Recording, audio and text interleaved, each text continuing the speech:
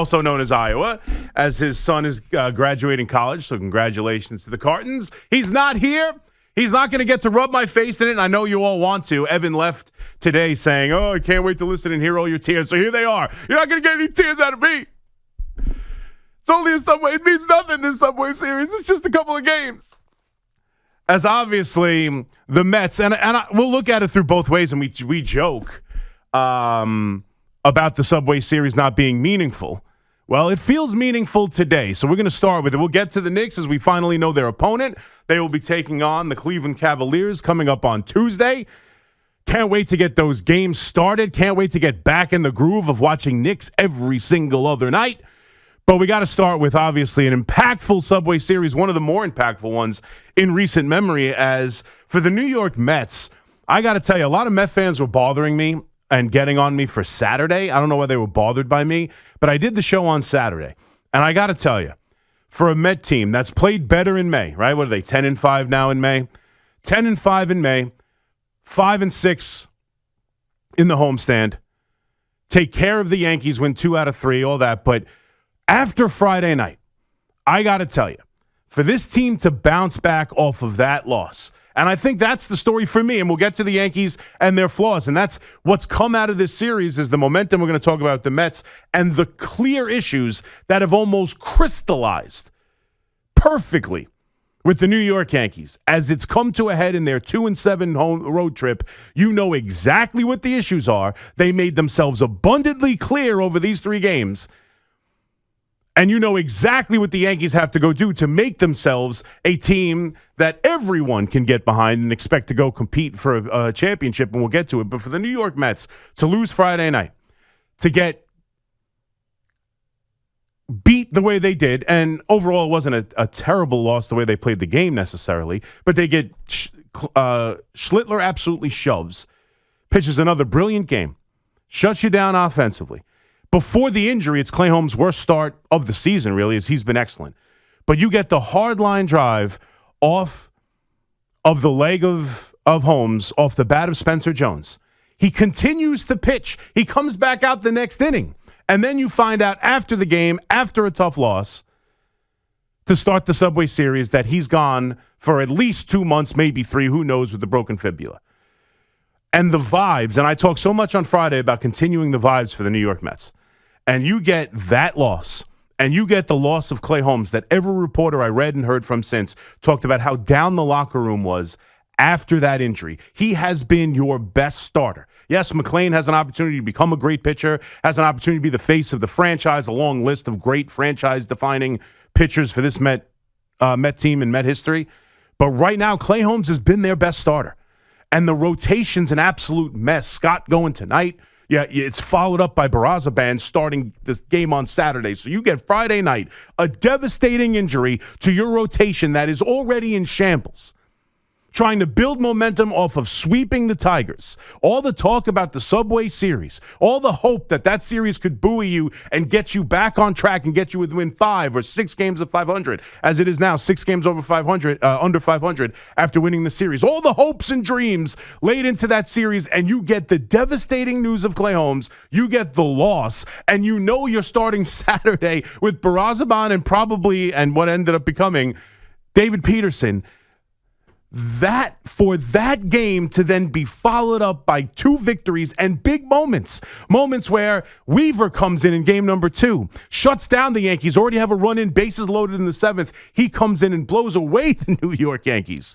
And you get out of that jam after a drop pop-up, which really no team, either of these teams played well in the series at all. But you have moments here from that Friday night. I think you got to give the Mets credit here. Now, look, they have a ton of work to do still. They're a million miles back in the division. The National League is clearly the superior league with a ton of good teams in it. It's going to be hard to make the playoffs. There's still 6 games under 500. The Clay Holmes injury doesn't disappear. It's still here despite the 2 victories. They still have to wonder what's going on with this rotation. You still have to wonder what's going on with Bichette, although he gets a hit in the 9th to set up the miraculous run of that 9th inning. But he's dropping pop-ups. He's awful. They lose their best starter to injury. They're set up for the next 2 games facing a pitching matchup where they're throwing an opener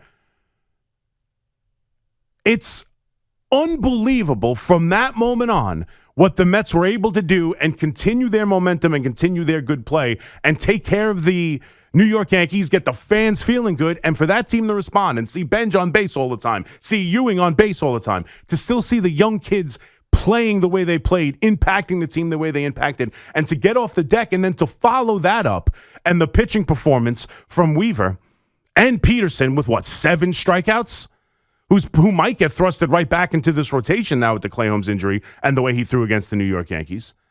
But then you followed up with a Sunday game that's going the exact script every Yankee fan would have wanted, right? You get to the starter a little bit early. You know he's a 5-5 fly guy, and we're going to get to that later on in the show.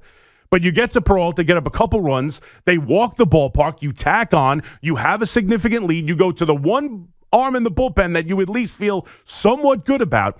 And this Met team follows up the Saturday performance, and they get the first win since the playoff game, and Pete Alonso taking Devin Williams deep in the wild card series back in 24. For the first time they win a game after trailing after 8. Like, think of the momentum swing that we sit here today for the New York Mets off of where we were Saturday morning when you woke up. Because I heard Pete did a show. Pete was calling it a disaster, probably the end of the season, the worst season in Met history, all the momentum lost. Holmes is gone. They got exposed by a real number 1 starting pitcher in Schlittler, who gets hit, as much as any pitcher. He's been hit 4 times in his last 3 starts on comebackers. He's just fine. 1 comebacker for the Mets, and it's months with their best starting pitcher out. And instead, they get off the deck and rally, have big-time bullpen performances, and stick it right up the Yankees' keister. And then in the bottom of the ninth, you get a 3-run home run for Taylor to end the streak of futility in the 8th and 9th inning.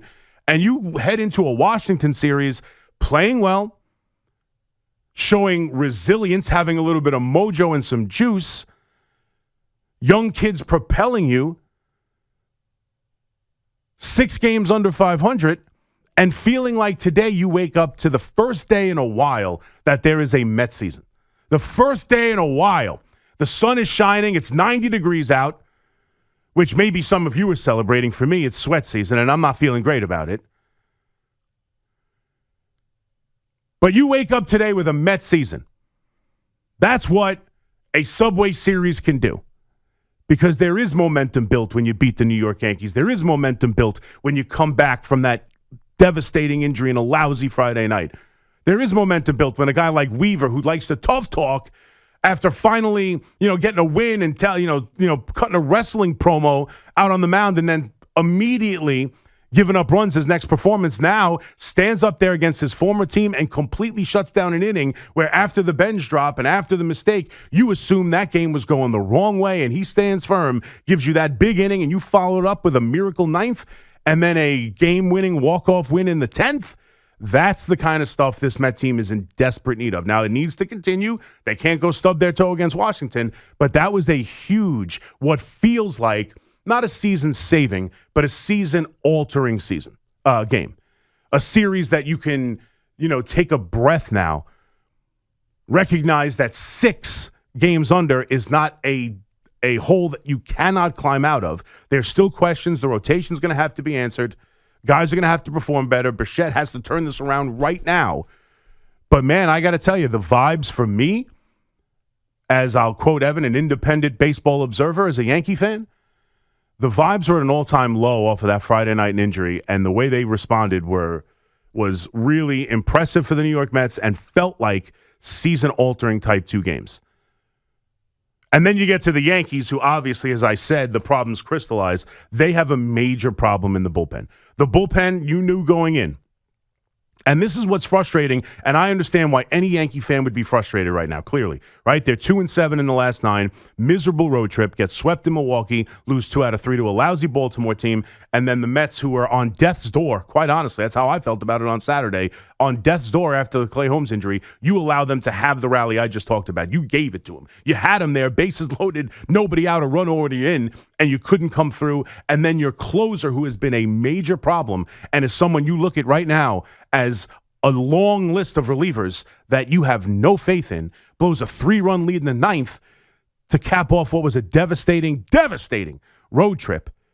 And now you're looking at it and you're saying, We knew going in, we thought the bullpen sucked. We knew going in, the bottom of the order wasn't very good. We knew going in, this team strikes out too much.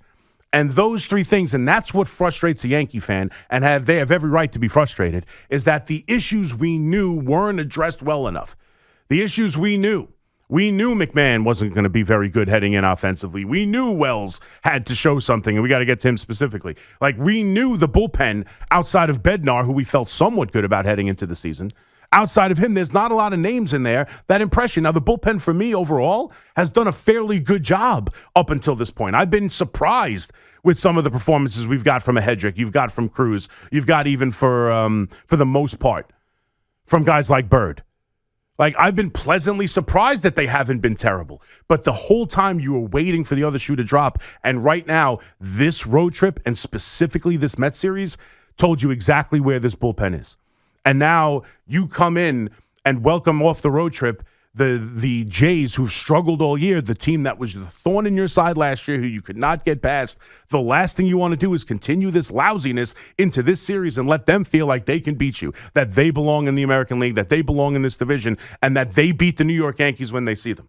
So right now, as you're heading into it, the Yankees off of that series and losing the way they did and having Bednar blow the game like that, and you look at the bottom of the order, and specifically Wells, like you look right now, the Yankees do not have a hitter at third base who is a major league hitter. They do not have a hitter at the catcher position who is a major league hitter.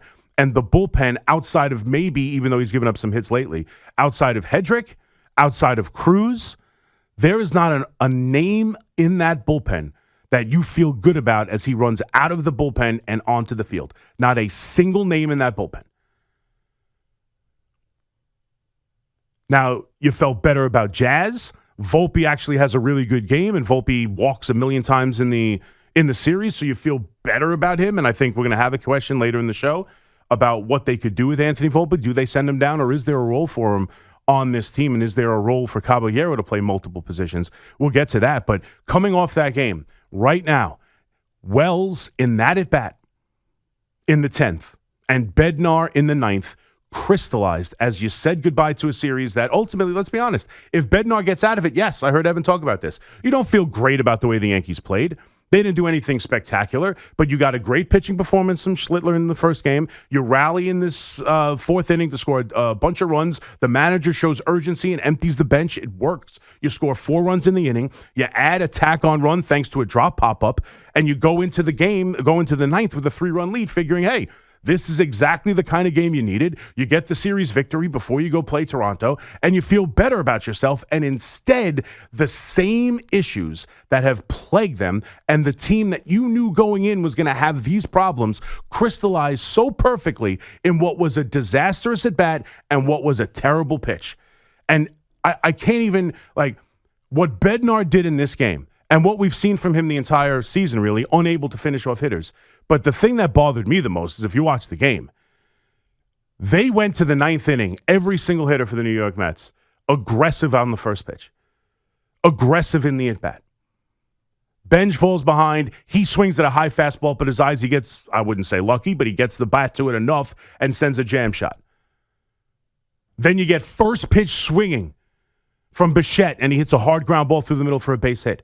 Then you have the Vientos at bat, where quite literally he would have swung at anything. You could have rolled it up there, and Vientos was swinging.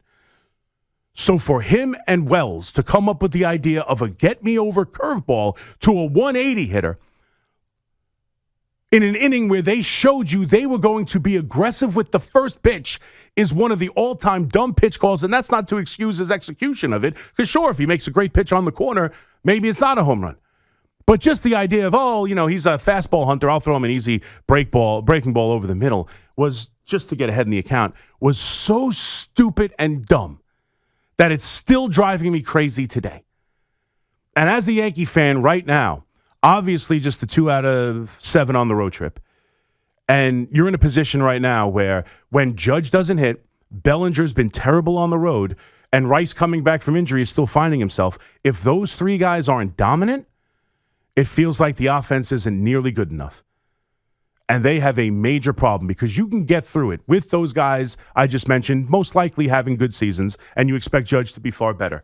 The issue with this team is you can live with a good team defensively and a top-heavy order of the lineup, and with the starting rotation that they have.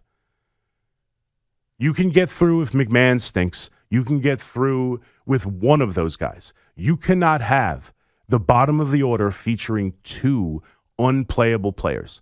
And right now, McMahon and Wells are unplayable. So I don't know what they do. I would think, and we'll get to the conversation about Anthony Volpe and how that could impact it as when Caballero comes back and how you could manipulate the roster to have days where Caballero plays around the diamond. You could have days Rosario plays third. Catcher, I don't know what you're going to do. So much talk about the Yankees need a right-handed catcher. They don't need a right-handed catcher. They just need a catcher. Forget right-handed, left-handed. They just need someone who can actually hit. And Wells in that at-bat to swing at a first-pitch fastball. And to watch, and then what's also frustrating about it is Williams was there last year. Wells caught Williams. He knows the propensity of him allowing an inning to spiral out of control. And yes, it's first and third with one out. And he allows him to get out of that, swinging at a fastball at his eyes, hitting into a double play instead of allowing a pitch or two to see if Volpe can steal a base, letting him work into a bad count and putting pressure on Williams. Instead, he gives them the gift of a double play, and the game was over from that instant on. Forget what happened in the bottom of the 10th. Forget the idea of Volpe and Schumann run into each other. The game was lost on the 3-run home run and then the at-bat from Wells. And that crystallizes exactly the problem with this Yankee team. Bottom of the order and the bullpen. And come impact time for the bullpen, there are options. We'll get into them at 888-808-1019. And come the trade deadline, they're not just looking for another setup guy. They're not just looking for someone who can impact this bullpen and be better than Ryan Yarbrough or Blackburn. They're looking for someone who can close. Because the Yankees right now don't have a closer you feel good about.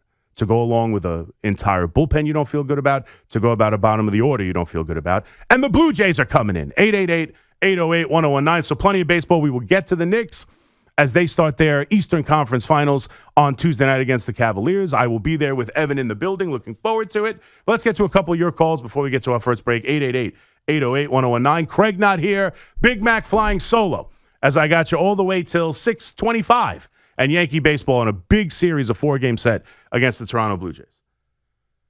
Steve and Islip. What's up, Steve? Bro, you're making me angry, man. Why is that? I feel like you're patronizing the Mets fan. You're oh, good job, pat on the head. You beat us. You had a little, a little good job, No. You know what I think, Steve? I think you are determined to be upset as a Met fan. I don't know what you're talking about. I just praised the Mets and their ability to come back. They're done. The Mets are done? The Mets are done. I mean, unfortunately, they just lost their best pitcher. They're not hitting. Well, okay, yes, I agree with you. I agree with you. You lost your best pitcher. You come on here and say I'm condescending, and then you come back with they're done. What do you want me to do? If I declare them done, I'm a Yankee fan who gives them no hope and is just crapping all over the Mets. If I say, hey, I was really impressed with the way they bounced back off the Clay Holmes injury because I thought they might have gone into the tank from that moment on, I thought that might have been a devastating injury to the point that they didn't recover the rest of the series. All the reporters are like, the room's never been more down. They love this guy. They believe in this guy. I was just talking to Evan. He thinks they're giving him a long-term contract even with the injury. They believe in Clay Holmes. And of all the things David Stearns has done in his Met tenure, the most successful by far was giving Clay Holmes an opportunity to start. And so to lose him to that injury, to lose the game, to be staring a Barazaban-Peterson Bolt game in the face on Saturday, for them to get off the deck and have big moments of the bullpen coming through with bases loaded, nobody out, to having the 3-run home run, I thought it was an excellent weekend for the New York Mets and sets them up for a possibility to get back into contention. Are they there yet? No. Do they have to do a hell of a lot more? Absolutely. But I'm not going to declare them dead on May 17th. I don't do that. Not only 6 games under. So I'm not being condescending. I'm not saying good job. They beat the Yankees. They earned it fair and square. They did something they don't do and come back in ball games. They haven't done that since literally the wild card series in 2024. The Pete Alonso magic moment. That's the last time they have won a game when they were down 2 runs or when they were down after the 8th inning. Weaver and the back end of that bullpen have been dicey, although, not terrible, but dicey, certainly during that 12-game losing streak. They find a way to shut down the Yankees when it looked like they were about to take off because of an error. He picked up his teammate. Mets did a lot of good things despite not playing that well, despite still having a lot of their same issues. But my point was, it felt like a little bit of rock bottom after the injury on Friday, and the way they responded, I thought was impressive. I'm not patting anybody on the back or the head and saying, good boy. I am saying, congratulations. You kicked the Yankees' ass. You did it to them in heartbreaking fashion. Heartbreaking fashion. You ended a long streak that was getting obnoxious and causing the fans to be embarrassed by. And you sent the Yankees into what arguably right now is the most important series of the season. And you did it by embarrassing them and crystallizing their exact weaknesses and what make us all nervous about this team's future. I would say that's a pretty good series for the New York Mets.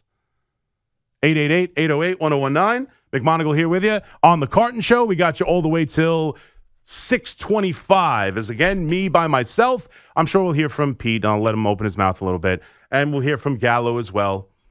An exciting weekend for Gallo. Maybe we'll get into that a little bit. A very exciting weekend for our guy, Tony Gallo.